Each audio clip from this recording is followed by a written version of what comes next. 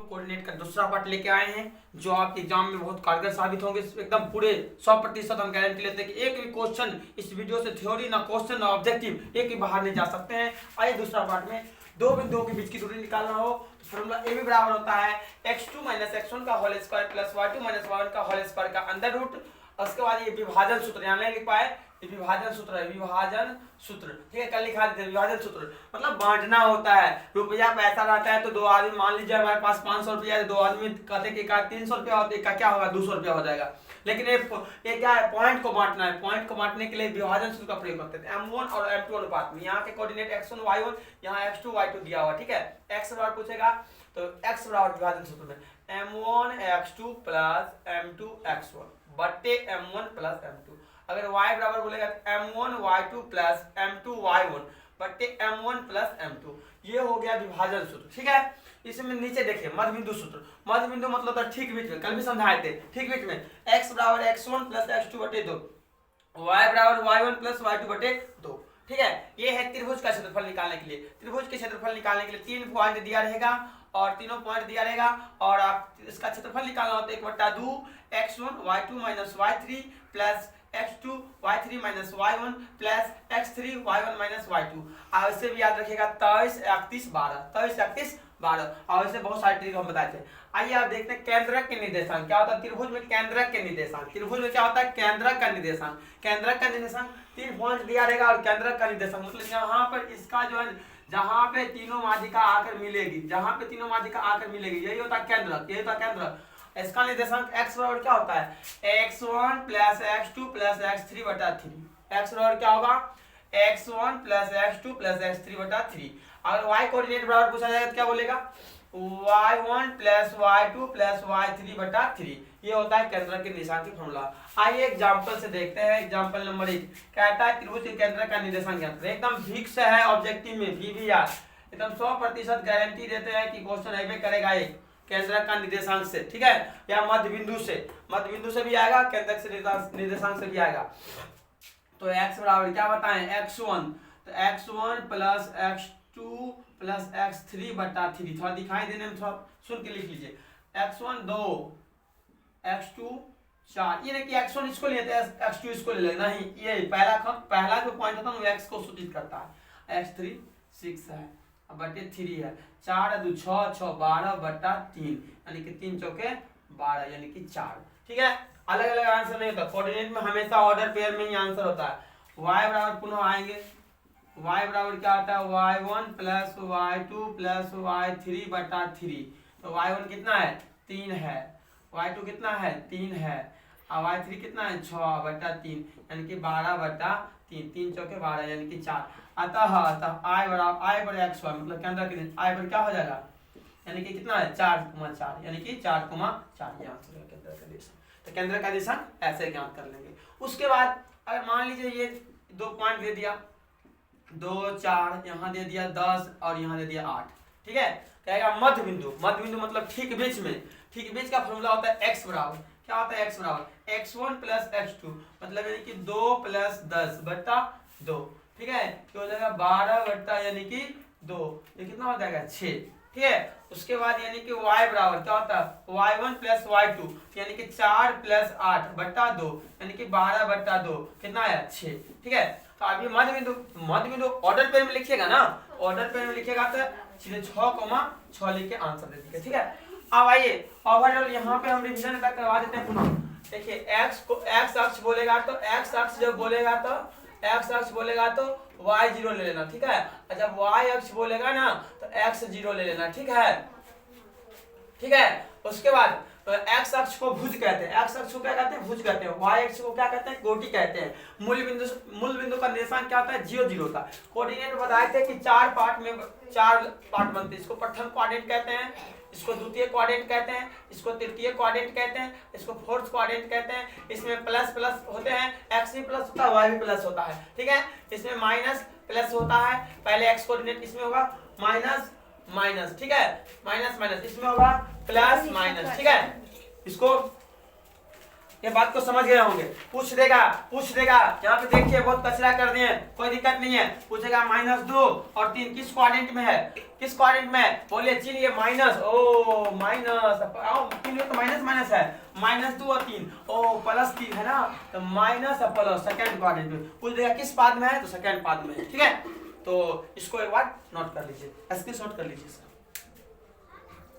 ऐसा क्वेश्चन देखते हैं। उस बिंदु का निर्देशांक ज्ञात करें जो बिंदुओं 4, -3 और 8, 5 को जोड़ने वाले रेखाखंड को आंतरिक रूप से, मतलब आंतरिक मतलब अंदर में 3:1 के अनुपात में विभाजित करता है। कुछ नहीं, आप क्वेश्चन समझे होंगे। ये ए है और ये बी है, ठीक है। और यहाँ दे दिया है कितना 4, -3 और यहाँ दे दिया है कितना 8,5। अब इसको किस अनुपात में 3:1 में विभाजित करते हैं। फिर वही बात, x1 बराबर 4, x2 बराबर 8, ये 8, y1 बराबर -3, y2 बराबर 5, m1 बराबर 3 और m2 बराबर 1। ठीक है, हमें ज्ञात करना है x y बराबर व्हाट। तो हम जानते हैं विभाजन सूत्र से, हम जानते हैं क्या जानते हैं, x बराबर m1 x2 plus m2 x1 बटे m1 प्लस m2। जानते हैं कि नहीं जानते हैं। आइए m1 कितना है 1 है, x2 m1 1 है, x2 कितना है 8 है, प्लस m2 कितना है 3 है, x1 कितना है 4 है, बटे 3 प्लस 1 हो जाएगा। ठीक है, क्या हो जाएगा 8 है कम 8 प्लस 4 × 12 बट्टा यानी कि 3 × 4, ये हो जाएगा 20/4 यानी कट के कितना आ जाएगा 5। ये कितना आ गया 5, जोड़ घटा कर लीजिएगा सही से। पुनः देखिए y बराबर m1 y2 plus m2 y1 अब बटे m1 प्लस m2। कुछ नहीं करना है, कुछ करना ही नहीं है, जो फॉर्मूला जानते हैं उसके थ्रू काम करना है, जैसे जैसे बोलता है। m1 कितना है बोलिए, m1 है 3, m1 कितना है 3, सॉरी मिस्टेक हो गया शायद लगता है क्या, m1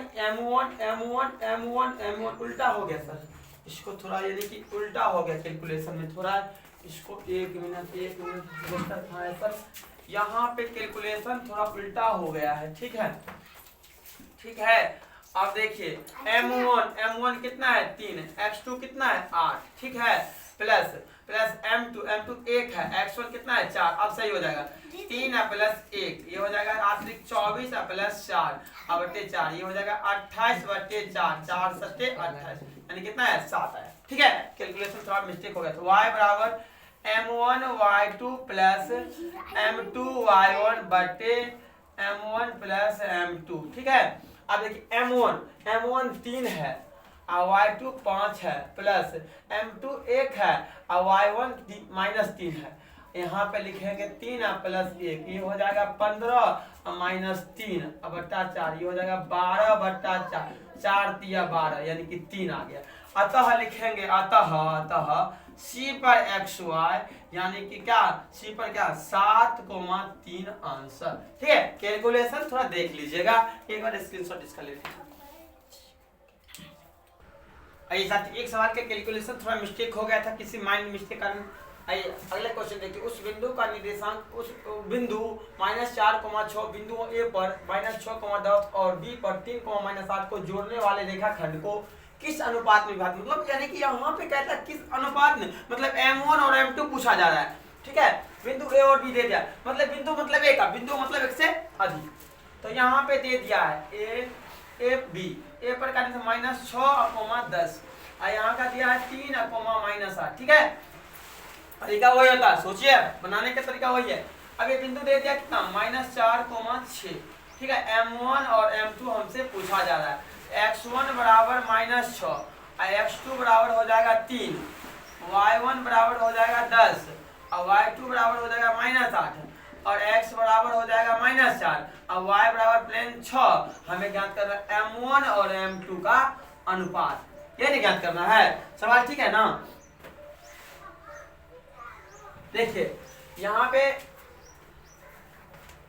सवाल, हाँ सवाल सही है, सवाल सही है। ठीक है, आप देखिए, आप या तो x का प्रयोग करके बनाइए या तो क्या कहते हैं y का प्रयोग करके बनाइए, दोनों से बनाइएगा और आपका रेशियो 100% सही आएगा। ठीक है, आप देखिए x बराबर हम लगा देते हैं m1x2 प्लस m2x1 बटे m1 प्लस m2। ठीक है, अब देखिए x प्लेन x कितना है -4 है तो -4 लिख दीजिए, m1 नहीं मालूम है, x2 कितना है 3 है, प्लस m2 नहीं मालूम है, x1 कितना है -6 लिख दीजिए, बटे m1 प्लस m2 है। अब देखिए तिरछा तिरछी गुना कर लीजिए, किसी बच्चा को मन हो कि मैं y से बनाऊं, मैं y से बनाऊं तो आप y से भी बना सकते हैं, कोई दिक्कत नहीं है। ठीक है, और दोनों से आंसर सेम आएंगे, ये हो जाएगा -4m1 और -4m2 बराबर ये हो जाएगा 3m1 -6m2। ठीक है, अब ये हो जाएगा -4m1 और प्लस इधर आएगा तो क्या होगा -3m1 बराबर -6m2 इधर आएगा तो क्या प्लस 4m2। ठीक है, ये हो जाएगा -7m1 बराबर -2m2। ठीक है, माइनस माइनस प्लस, समीकरण में बराबर चीज कर जाते तो माइनस माइनस प्लस हो गया, या m1 बटे m2 बराबर क्या हो जाएगा 2/7, इसीलिए m1 अनुपात m2 बराबर हो जाएगा 2:7। ये इसका आंसर हो गया। ठीक है, और फिर भी एक क्वेश्चन है वेरी वेरी इंपॉर्टेंट, यानी कि 100 में 1000% गारंटी लेते हैं कि क्वेश्चन एग्जाम में पूछा जाएगा। एक बार इसका स्क्रीनशॉट ले लीजिए। जैसा कि आप देख रहे हैं 2 क्वेश्चन लिखे हैं, दोनों क्वेश्चन को सॉल्व करेंगे। यहाँ पे बिंदुओं -3,10 और 6,-8 को जोड़ने वाले रेखाखंड को बिंदु -1,6 किस अनुपात में विभाजित करता है। जो इससे पहले क्वेश्चन पढ़े थे सेम वही क्वेश्चन है। देखिए यहाँ पे बिंदुओं बोला है ए और बी। ठीक है, ये -3,10 है, यहाँ क्या है 6,-8। ठीक है, को जोड़ने वाले रेखा, अब जोड़ने वाले रेखाखंड क्या है -1,6 -1,6। ठीक है, तो कहता है m1 और m2 क्या होगा। ठीक है, तो हम यहाँ पे इसको सॉल्व कर, यहाँ पे लिख लेते हैं, यहाँ पे सॉल्व कर देंगे, या तो x से बनाइए तो y कोऑर्डिनेट लेकर बनाइए, दोनों से बना सकते हैं, आंसर सेम आएगा। तो x1 बराबर लिख लेते हैं हम, x1 बराबर -3, x2 बराबर हो जाएगा 6, y1 बराबर हो जाएगा 10 और y2 बराबर हो जाएगा -8, m1 ऐसा पहले x लिख लीजिए, x बराबर हो जाएगा -1 और y बराबर हो जाएगा प्लेन 6। m1 और m2 हमें ज्ञात करना है, तो अब हमें क्या करना है, या तो x के फॉर्मूला लेकर बनाइए या तो y के फॉर्मूला लेकर बनाइए। तो देखिए x बराबर बनाते हैं हम m1x2 प्लस m2x1, अब बट्टा क्या होता है m1 प्लस m2। ठीक है, आइए या यहाँ पे आ जाते हैं, जगह नहीं है इसीलिए यहाँ पे आ जाते हैं, क्योंकि एक नीचे क्वेश्चन भी लिखा या x का वैल्यू कितना है -1, यहाँ रखेंगे -1 बराबर m1 नहीं मालूम है, m1 छोड़ दीजिए, x2 कितना है m1x2 तो कितना है 6 प्लस m2x1 कितना है -3 बटे m1 प्लस m2। अब इसको पन्ना को गुना करेंगे तो क्या है -m1 और ये हो जाएगा -m2 बराबर हो जाएगा 6m1 और -3m2। अब देखिए ये हो जाएगा यानी कि -m1 और प्लस इधर आया तो -6m1 और ये -3m2, पहले से है माइनस इधर आएगा तो क्या हो जाएगा प्लस m2 हो जाएगा, ये हो जाएगा -7m1 बराबर -2m2। इसको काट देंगे, या हो जाएगा यानी कि m1 बटे m2 बराबर 2/7, इसीलिए m1 अनुपात m2 बराबर हो जाएगा 2:7। थोड़ा देखने में दिक्कत होगा, तकलीफ होगा, तो इसको मैं तो सब बात तो बोल ही रहा हूँ, दिक्कत की तो कोई बात ही नहीं है। और ये क्वेश्चन आपको डायरेक्ट हिट करेगा एग्जाम में, कोई फालतू क्वेश्चन सेट नहीं किया गया है। अब आइए फिर देखिए यहाँ पे कहता है वह अनुपात ज्ञात करें जिसमें बिंदुओं ए पर 1,-5 और बी पर -4,5 को मिलाने वाले रेखाखंड x अक्ष, क्या बोला है x अक्ष, जब x अक्ष बोलेगा तो क्या 0 y 0 लेना है। ठीक है ना, से विभाजित होता है तो होता है उस विभाजन बिंदु का निर्देशांक ज्ञात करें। मतलब कहता है विभाजन बिंदु का निर्देशांक कहता है। अब पहले बोल दिया वो अनुपात ज्ञात करे और विभाजन बिंदु भी ज्ञात करे। वो बिंदु आप देखिए एक्स कोऑर्डिनेट हमको खोजना पड़ेगा क्योंकि एक्स एक्स बोला वाई तो 0 हो गया। अब एक्स को अब आइए जैसा कि यहाँ देखते हैं आप ए बी यानी ए पर कितना 1, -5, बी पर कितना है -4, 5 है। ठीक है। अब किस अनुपात में एक्स अक्ष बोला है तो वाई 0 एक्स अक्ष बोले ना एक्स अक्ष बोले तो वाई 0 ले लेना और m1 और m2। ठीक है। चलिए x1 बराबर क्या हो जाएगा बोलिए x1 बराबर हो जाएगा यानी कि 1, x2 बराबर हो जाएगा -4। ठीक है। y1 बराबर हो जाएगा -5 और y2 बराबर हो जाएगा 5। ठीक है। देख लीजिए क्वेश्चन मिस्टेक नहीं होना चाहिए। ठीक है।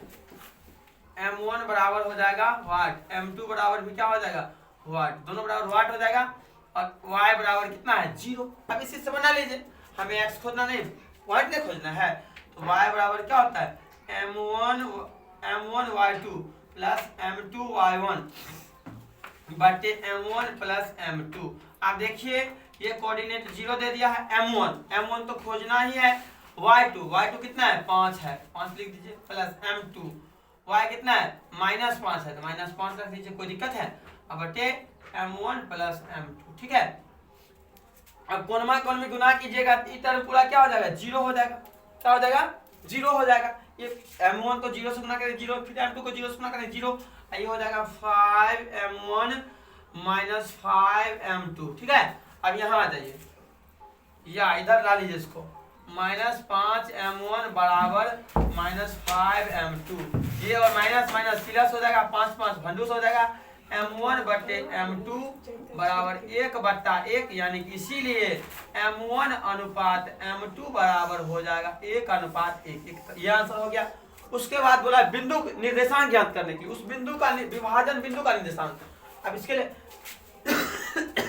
एक तो 0 पता है। अब x बराबर लगा लेंगे पुनः x बराबर m1 x2 plus m2 x1 अब बटे m1 प्लस m2। ठीक है। अब देखिए m1 1 x2 कितना है -4 प्लस m2 1 है x1 कितना है 1 अब बटे 1 प्लस 1 हो जाएगा -4 प्लस 1 अब बटा 2 यानी कि हो जाएगा -3/2। हो सकता है कैलकुलेशन मिस्टेक हो तो कोई दिक्कत नहीं है लेकिन सवाल नहीं बनाना चाहिए। सवाल सही बना है तरीका यही है। ठीक है। जल्दीबाजी में हो सकता है कहीं मान लेने में कोई दिक्कत हो जाए तो ठीक है अपना छोटा बड़ा भाई समझ के माफ करना। ठीक है। एक बार स्क्रीनशॉट ले लीजिए। अगर ऐसे आंसर दे दिया तो गलत मतलब बिंदु का निर्देशांक ना तो अनुपात बराबर क्या हो जाए अतः अनुपात बराबर m1 × m2 बराबर हो जाएगा यानी कि क्या 1:1। अब बिंदु का निर्देशांक कहाँ का निर्देशांक c पर xy c पर x कितना खोजे -3/2 x अक्ष से बोला इसीलिए y 0 यानी कि ये आंसर और ये आंसर। ठीक है। ऐसे आंसर होगा। अगर कोई बच्चा यहाँ भी आंसर दे तो कोई दिक्कत नहीं है लेकिन पॉइंट को हमेशा ऑर्डर पेयर में लिखा जाता है इसलिए ये आंसर होना चाहिए। ठीक है। अब इसको नोट कर लीजिए। आइए साथियों देखिए इस वीडियो में मस्त ये क्वेश्चन आखिरी क्वेश्चन है। बिंदु ए का निर्देशांक ज्ञात करें जहां ए भी एक वृत्त का व्यास है। बिंदु ए का निर्देशांक ज्ञात करना है जहां पे ए भी क्या है वृत्त का एक व्यास है जिसका केंद्रक इतना है। केंद्रक मतलब ठीक बीच में, केंद्रक मतलब मध्य बिंदु मतलब मान लीजिए केंद्रक है तो ठीक बीच में होगा वृत्त के व्यास के ये दिया हुआ तथा बी के निर्देशांक कितना ए का निर्देशांक ज्ञात करना। ठीक है। देख लीजिए एक सर्कल है। ये क्या है एक सर्कल है। सर्कल का ये जो है ना ये ए और ये बी क्या है डायमीटर है। ए और बी क्या है डायमीटर मतलब डायमीटर मतलब व्यास। ये केंद्रक है तो पता है केंद्रक से जितना डिस्टेंस इधर होगा उतना ही डिस्टेंस इधर होगा मतलब दोनों का रेशियो बराबर होगा अनुपात में यानी कि मध्य बिंदु है। इसका मतलब केंद्रक का निर्देशांक कितना दे दिया 2, -3 दे दिया। ठीक है। अब बी का निर्देशांक दे दिया x, 4 और हमें निकालना ए का निर्देशांक। क्या निकालना है ए का निर्देशांक यानी ए पर x y क्या होगा ये निकालना है। चलिए तो हम कहेंगे कि इसी है यहाँ पे लिखेंगे ए बी के मध्य में सी स्थित है। ए बी के मध्य में सी क्या है स्थित है। अब ए बी के मध्य में सी स्थित है। अब यहाँ जो हम पढ़े थे मध्य बिंदु में x बराबर क्या पढ़े थे, x1 प्लस x2 बटे 2 पढ़े थे ना। आप कहिएगा सर ये x1 यहाँ इसको मान लेते हैं x1 और इसको मान लेते हैं y, कोई दिक्कत है। अब x तो ये x है, तो ये आप ये तो कोऑर्डिनेट दिया हुआ है x, ये 2 दे दिया है। x1 हमें खोजना है प्लस x2 हमें मालूम है कि 1 है अब बटे 2 है, ये हो जाएगा यानी कि गुना करेंगे तो x1 प्लस 1 बराबर 4, क्या हो जाएगा 4, या x1 बराबर हो जाएगा 4 माइनस 1, इसीलिए x1 बराबर हो जाएगा 3। क्या ये आंसर देंगे? नहीं, ऑर्डर पेयर में कोऑर्डिनेट को लिखा जाता है। अब आएंगे यहाँ पे लगाएंगे y बराबर y1 प्लस y2 बटे 2, y कितना है साथियों -3 है, y1 हमें खोजना है, y2 हमें 4 दिया हुआ है बटे 2 हो जाएगा, कौन में गुना करेंगे तो -6 बराबर y1 प्लस 4, ठीक है। अब ये हो जाएगा -6 माइनस 4 बराबर y1, इसीलिए y1 बराबर कितना हो जाएगा, y1 बराबर -10 हो जाएगा, ठीक है। अब यानी कि कहता है कि a का निर्देशांक अतः a पर x कितना निकला है a पर, बोलिए x निकला है 3 और y निकला है -10, यानी कि 3, -10 हो जाएगा, ठीक है। इस तरह का क्वेश्चन आपसे पूछा जाएगा एग्जाम में। अगर कहेगा सम त्रिभाजित करते हैं, कोई बिंदु सम त्रिभाजित, मान लीजिए 2 बिंदु दे देगा, कहेगा सम त्रिभाजित करते हैं। सम त्रिभाजित का मतलब होता है 1:3 या 1:2 या 2:1। सम त्रिभाजित का मतलब क्या था, 1:2 या 2:1। सम त्रिभाजित का मतलब होता है 1:2 या 2:1 होता है, ठीक है। अब देखिए ये क्वेश्चन तो बन जाएगा। अब इस तरह के क्वेश्चन बहुत सारे क्वेश्चन है, अब आगे देखते हैं अगला क्वेश्चन क्या है। आइए साथियों, अब जो है ना इस वीडियो में इतना ही रहेगा और अगले वीडियो में त्रिभुज के क्षेत्रफल से संबंधित सारे क्वेश्चन जो एग्जाम में पूछा जाता है, पॉइंट ऑफ व्यू, एग्जाम के पॉइंट ऑफ व्यू से सारे क्वेश्चन दे देंगे हम, ठीक है। उसको आप बनाइएगा और एग्जाम में आपको 100% अगर अच्छा अंक पाना चाहते हैं तो सिर्फ और सिर्फ और अपने मेहनत पढ़ाई कीजिए, सेल्फ स्टडी कीजिए अपने घर में बैठ के, और हमारे द्वारा हो या कहीं जिन शिक्षक से आप पढ़ते हैं जो आपको अच्छा लगता है उन्हीं से आप पढ़िए और लेकिन पढ़ना तो आपको पड़ेगा। थ्योरी जो हम बताएंगे वही सारे शिक्षक बताएंगे, सिर्फ और सिर्फ आपको मेहनत करना पड़ेगा। मेहनत करने से ही कुछ होता है, सफलता वैसे नहीं मिलती। सफलता एक दिन जरूर मिलते हैं, लेकिन सफलता पाने के लिए कई रात जगनी पड़ती है, तब जाके सफलता मिलती है। साथियों, कहा गया है कि कड़ी से कड़ी जुड़ जाए तो जंजीर बन जाएगा और मेहनत से मेहनत करते रहिएगा तो तकदीर बन जाएगा। यानी आप मेहनत कीजिएगा तभी आपको कुछ मिलेगा। बिना मेहनत के किसी शिक्षक की मजाल नहीं है कि आपको कुछ दे दें, शिक्षा की किसी की औकात नहीं है कि आपको कुछ बता दें। आपको सिर्फ और सिर्फ आपको ही मेहनत करना पड़ेगा। बिना मेहनत किए हुए फल नहीं मिला है, क्योंकि गीता में भगवान श्री कृष्ण ने कहा है, हे अर्जुन तुम मुझ पे सारा चीज सौंप दो और तुम्हारा सिर्फ काम है कर्म करना। गुरु के ऊपर साफ जिम्मेवारी दे दीजिए कि सिलेबस गुरु को खत्म करना है, लेकिन मेहनत तो आपको करना पड़ेगा। कहेगा ज्यादा कुछ बोले, बस एक ही चीज है, आप सेल्फ स्टडी कीजिए और सबसे अच्छा चीज है सेल्फ स्टडी कीजिएगा, और सबसे उससे बढ़ के कोई बड़ा ताकत ही नहीं है। और शिक्षक सब, उन शिक्षकों लुटेरों शिक्षकों से सावधान रहिए जो लुटने का काम करते हैं। उन शिक्षकों से सावधान होकर और जीवन में हमेशा सिर्फ और सिर्फ अपने बारे में सोचिए, अपने माता पिता के बारे में सोचिए। गुरु का काम है ज्ञान देना, और आजकल का गुरु ज्ञान देने के बदला राजनीतिक में इन्वॉल्व कर देते हैं स्टूडेंट को, सिर्फ और सिर्फ राजनीतिक की बात करते हैं। पढ़ाने लिखाने से कोई मतलब नहीं। शिक्षक को सिर्फ और सिर्फ डिंग मारते हैं, हवाई फायरिंग करते हैं और बच्चों को गुमराह करते हैं। उन शिक्षकों से आप सावधान रहें, और अगर शिक्षक को आजमाना है तो आप आजमा सकते हैं कि कौन बेहतर है कौन क्या नहीं है। इस पर हम ज्यादा कुछ नहीं कहेंगे, लेकिन हम जो कह देते हैं कि बात, जहाँ पे सब सब्जेक्ट पढ़ाया जाता है उन शिक्षक से अवश्य आप जुड़े, उनसे सलाह लें। वो आपके लिए लाइफ के लिए बेहतर साबित होंगे और बताते हैं। वह जो लकीर का फकीर वाला काम कीजिएगा तो जाइएगा बोरा में, और शिक्षक अच्छा होना चाहिए जो जिसके पास अनुभव हो। अनुभव का मतलब है ये नहीं कि गांव घर से पढ़ लिया हो गया, बाहर से पढ़ के आया है, उसके पास टैलेंट है, ये नहीं क्या। अब मान लीजिए पीएचडी कर रहा है, उससे हमको कोई मतलब नहीं है, लेकिन हमको समझाने में असक्षम है, वो क्या कहते हैं प्रोफेसर है और हमारे पढ़ाने में सक्षम है, और 8वां क्लास का एक 8वां क्लास का बच्चा मुझे समझा रहा है, तो मेरे लिए तो वही ना बेस्ट गुरु होगा। तो आप अपने आप में जचिए कि हमारी क्या औकात है, हमारा क्या लेवल है, कहाँ पे हम अच्छा फील करते हैं। और ज्यादा शिक्षक पर भरोसा मत कीजिए, क्योंकि वो लुटेरे शिक्षक से सावधान रहिए। और पूछने की बोलता है क्लास में, पूछने की पूर्ण आजादी, और आजकल तो पूर्ण आजादी के बदला क्या मिल रहा है तो हम भी देख रहे हैं, और उनसे आप सावधान रहिए। और आजकल कोचिंग में नौटंकी चल रहा है, ठीक है, सिर्फ और सिर्फ नौटंकी चल रहा है, पढ़ाई के अलावा नौटंकी ही नौटंकी हो रहा है, पढ़ाता कम है और राजनीतिक ज्यादा करता है, फलना वो कर रहा है, चिलना वो कर रहा है, किस दिखाता है देख लो, वहां पे क्या हो रहा है, कुछ नहीं हो रहा है, यहाँ पे सब कुछ होगा। ऐसे से सावधान रहे, बनावटी बयान पर नहीं विश्वास करें, अंधविश्वास न बने। आप जानते हैं आपका करियर है। साथियों एक शब्द और कहना चाहता हूँ, कहेगा ज्यादा टाइम, क्योंकि देखिए पेड़ के अगर आपको अजमाना है तो पेड़ के नीचे जाके देखिए, तो पत्ता टूट जाते हैं ना, वहां पर पत्ता नहीं लगते हैं, यानी कि ये लाइफ मिला है ना, इसी लाइफ में जो जीना है जी लीजिए, बाकी बात अन्यथा दूसरा लाइफ नहीं मिलने वाला है। इसी लाइफ में कुछ भी कर लीजिए, और इस लाइफ में करने के लिए आपको ये नहीं कि फलना सर के यहाँ जाएंगे तो पढ़ने के लिए फलना नाराज हो जाएगा, फलना सर नाराज हो जाएगा, नाराज हो जाएगा। मेरा लाइफ ना है, हम कैसे जिए, हमारा क्या दायित्व है, ये तो हम न जानेंगे। और ज्यादा कुछ नहीं कहना है। चलिए, जय हिंद, वंदे मातरम। आप खुद समझदार है, समझिएगा, ठीक है।